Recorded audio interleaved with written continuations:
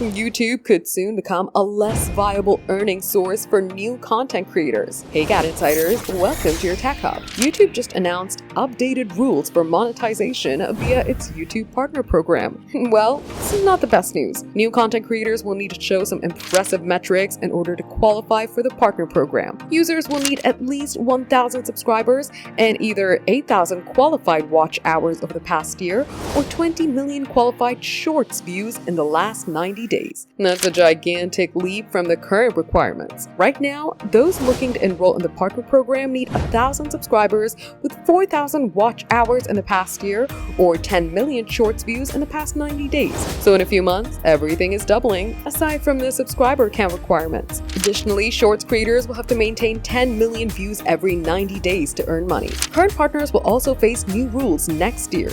They must maintain either 1,000 watch hours each year or 1 million Shorts views. However, this can be avoided if creators amp up their release schedules, as posting 2 long-form videos or 5 shorts every 90 days will keep them in good standing with the program. Finally, YouTube will remove creators from the program if they haven't uploaded content for at least 6 months. YouTube says this will all work out because it's expanding the premium-like subscription to all countries where they offer YouTube Premium. This is a scaled-back version of the platform that lets people watch videos without ads, but doesn't include the music streaming service. YouTube has been making big changes lately in an attempt to compete with actual streamers like Netflix and HBO Max. YouTube has signed deals for exclusive broadcasting rights to shows and also now lets creators organize content into seasons. For more updates, subscribe to GadInsider, like and share the video, and don't forget to press the bell icon so you never miss an update.